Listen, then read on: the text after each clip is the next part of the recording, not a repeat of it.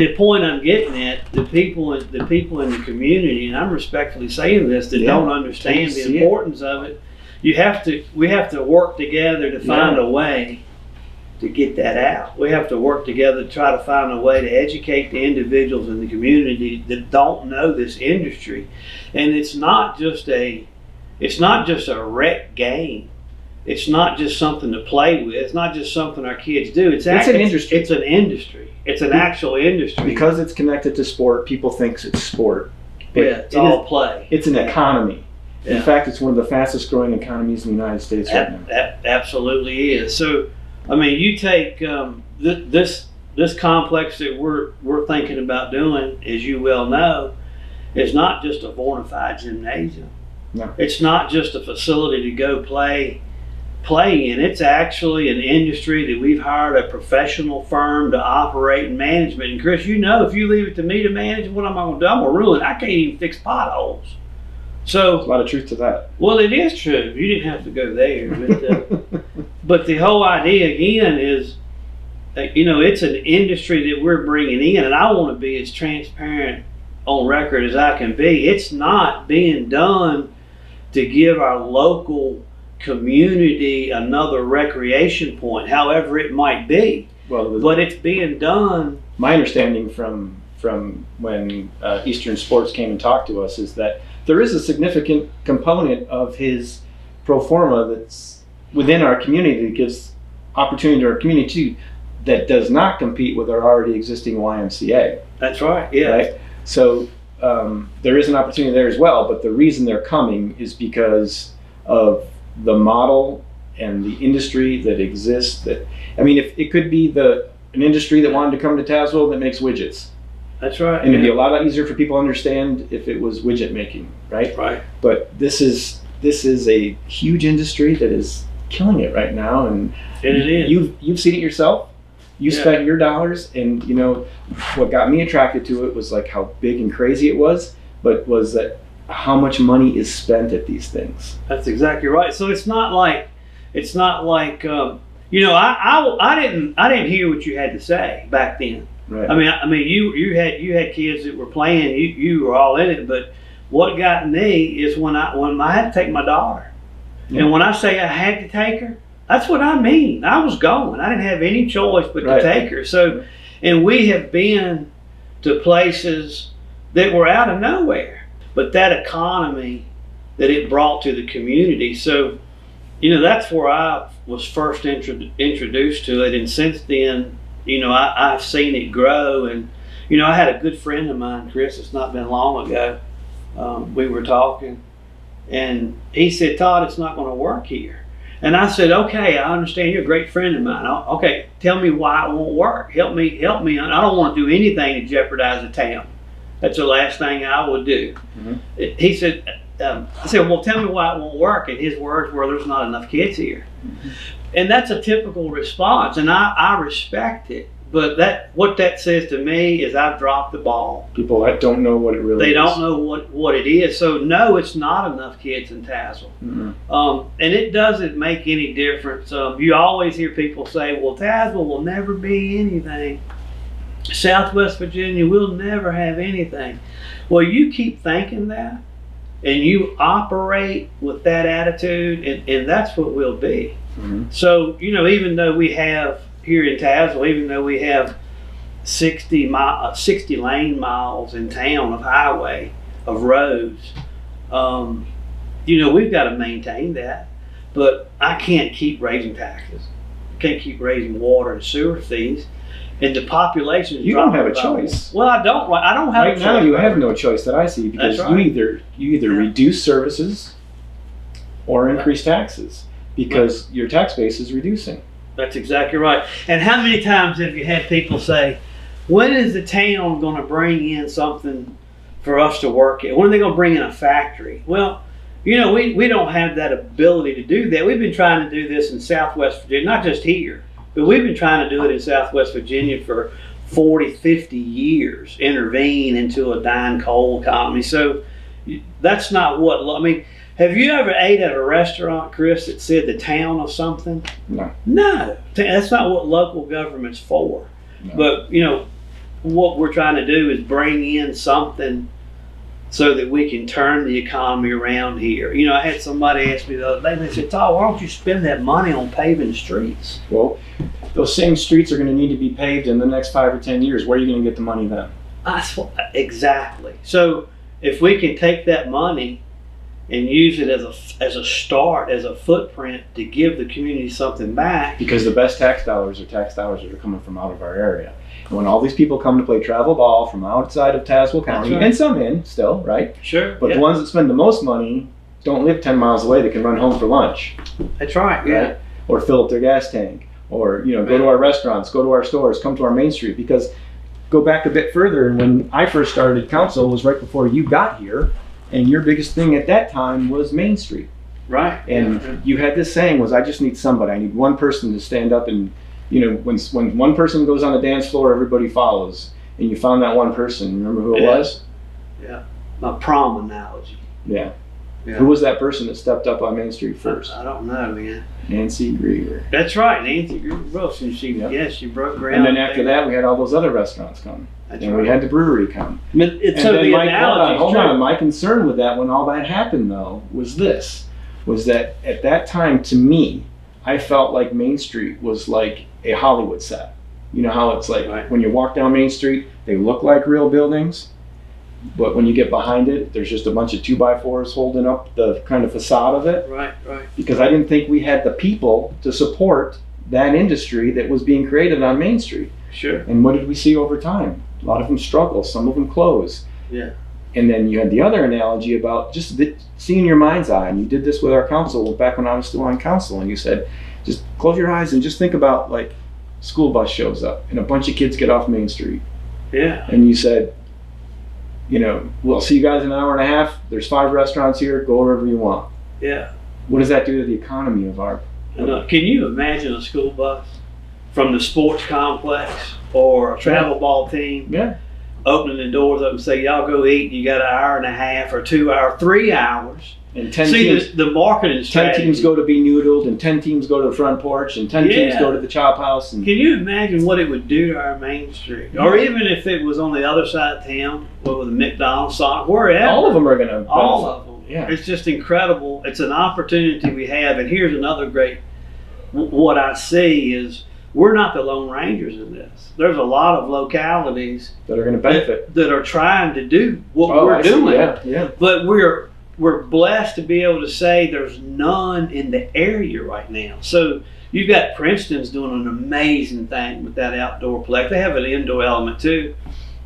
And I've talked to that team up there briefly, and what they're doing. That's a $250 million project. So we can become a travel ball region. Yeah. Not just the town of Abingdon is doing it with the Tri-Cities right now, where when they have travel come in, they're doing it together. They'll have some of their games in Abingdon, some of them in the Kingsport area. Right, and it just and kids don't care. No, Chris, you can take a kid that's playing volleyball, and you can drive them down a 2-lane road for 20 miles and drop them out at a gymnasium, and I'm telling you, you're going with them.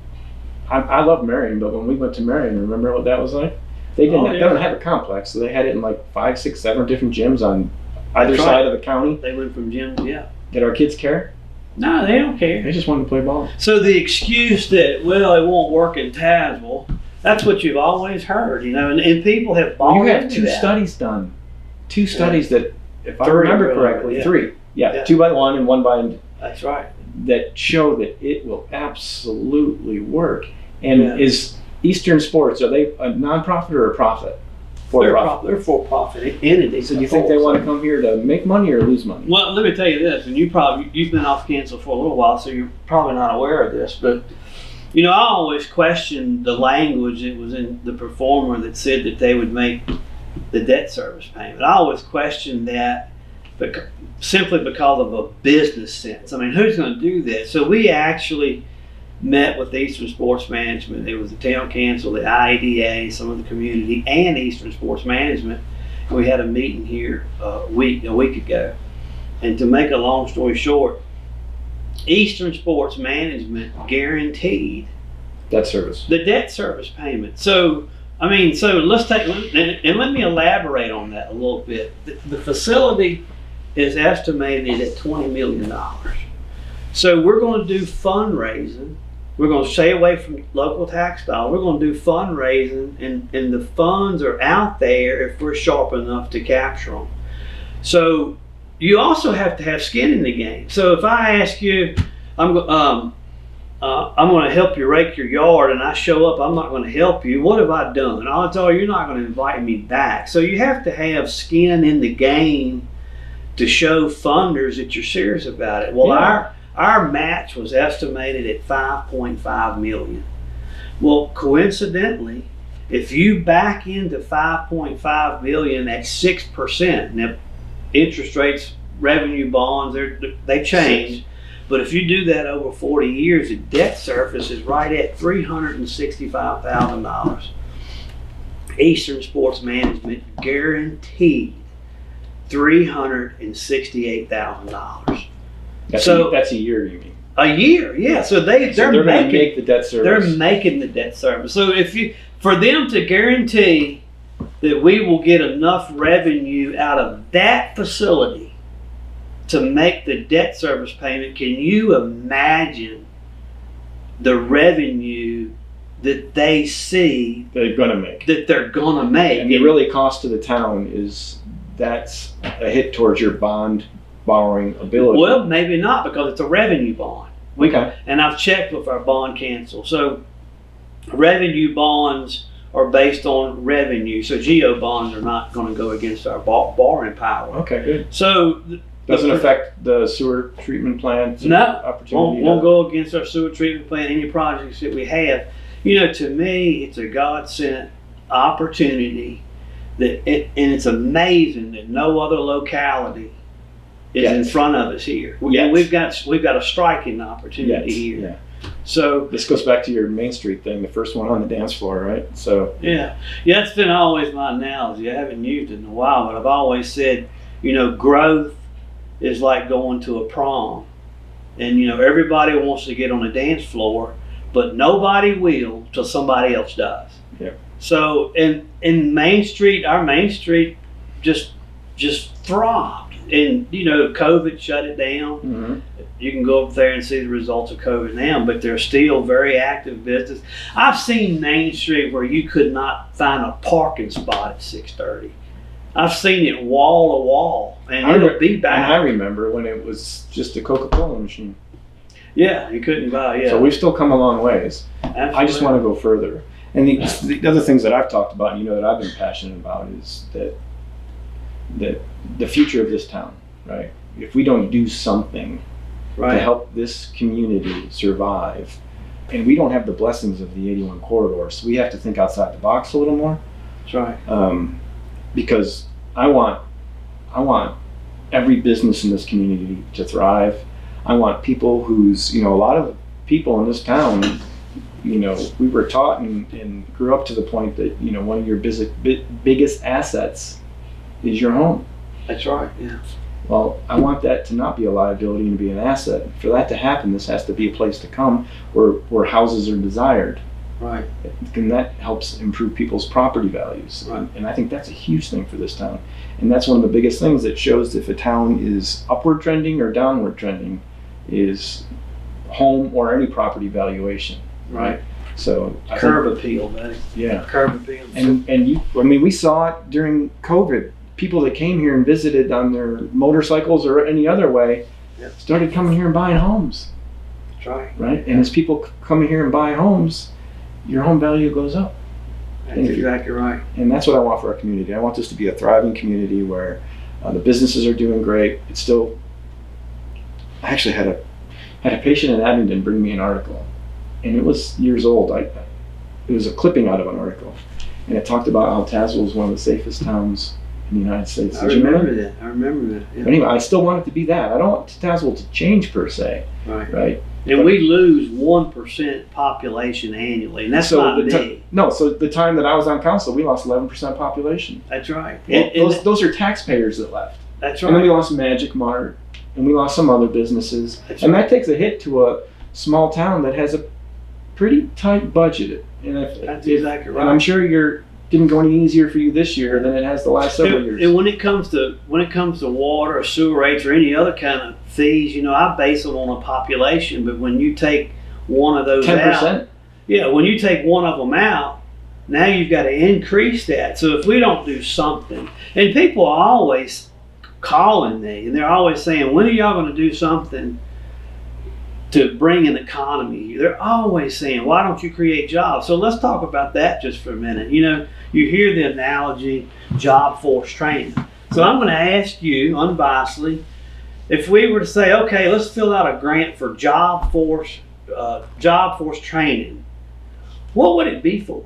I know, which industry? I know. What would you do it for? The coal industry? Yeah, maybe. Maybe we could possibly help out Pipe Boone or the hospital here, and they're legit. But workforce training for what? Well, if you look at Southwest Virginia, we don't have the workforce. And when I say we don't have the workforce, I don't mean mentally. I don't mean a physical, our people here. I mean the numbers. We don't have the group. The numbers aren't there. So if we were to be able to recruit a business that employed 50 people, well, what would they be doing the next day? Somebody would quit.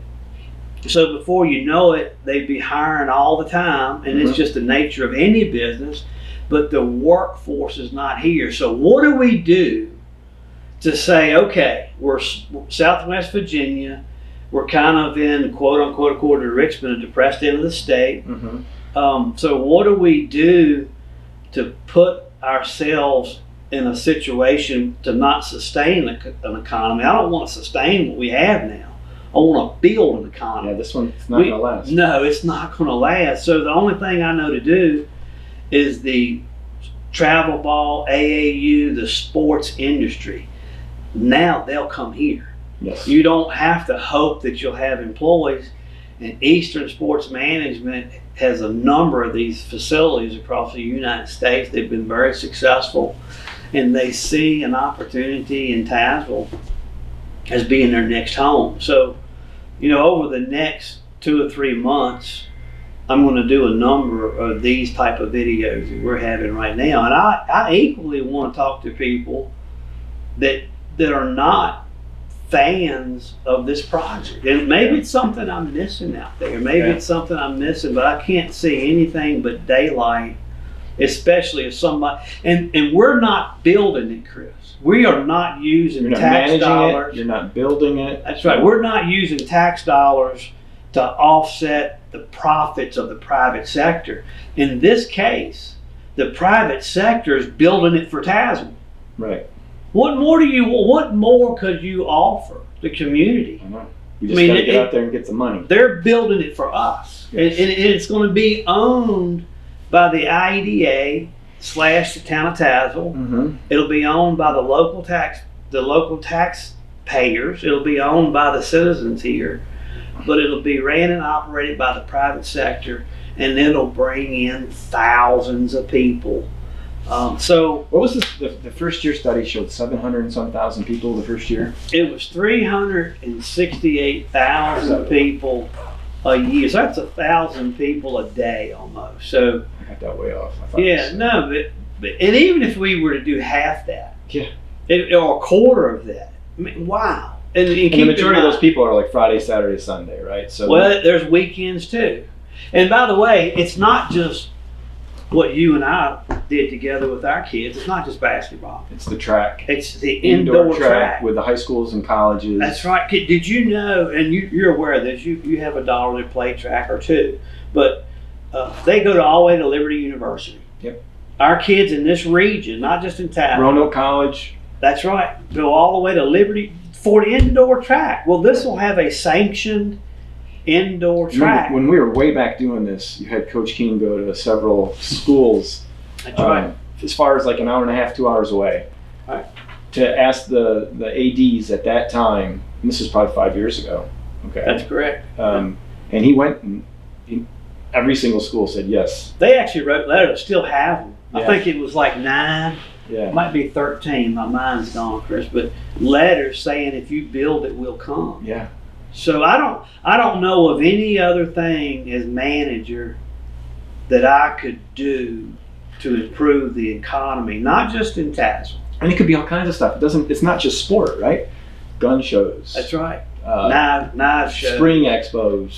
Dances, cheerleading, basketball, indoor soccer, indoor baseball. I mean, he said names of things, I don't even know what they are. And of course, pickleball is huge now. And I saw in the email where you guys are putting pickleball courts in there. This has got 24, and it's had it in it. And it's not just because the economy just hit here with pickleball, but it's got 24 indoor pickleball. Yeah. I mean, and I don't even know what pickleball is. I don't know either. I know it's hurting a lot of elderly people, but it's keeping you busy, the chiropractor. Yeah. So I guess that's pretty cool. Your budget, and you're good at juggling a budget, but your budget is getting pinched and pinched and pinched. Right. And you know what I said when I was in council is that, you know, a town has to protect us, right, and to service us with utilities, roads, that kind of stuff, right? That's your main. Sure. Okay, so what in Southwest Virginia, it's already happening, but in municipalities and in towns and across the nation right now, the ones that are struggling, what are the first services that the town has to drop? Like if this continues down this road, what are some of those? The first services that if you had to drop some, obviously it would be in public works. Mm-hmm. Your police department would follow right behind it. So these are all assets. Because the police department, when you lose it, it goes to the county. But I believe that obviously our town police do a great job for our community. Absolutely. And then there's also the emergency squad, right? Same thing. Same thing, yeah. Because none of those are profit makers. There's a cost to that. Right. There's nothing that we do in local government that makes money. Right. And it's not supposed to be that way. Right. So we break even. I have a zero budget every year. To serve the community. That's exactly right. Yeah. So those are the things I think people need to think about too, is that it's getting harder and harder for you to fund those things, right? That's right. So population's going down and nobody wants taxes to go up, but there's the so much money in the pot. The economy is falling. The cost of doing business is going up. Inflation is going up. Those lines never cross. How much can you pave now compared to what you paved 10 years ago? I can remember doing $1 million in paving here in Tazewell. This year, my line item for paving is like $350,000. So I mean, you just can't. That doesn't pave much. No, it doesn't. Not at asphalt cost today. It does not pave a whole lot. So again, Chris, I appreciate it, man. Yeah. Thanks for coming by.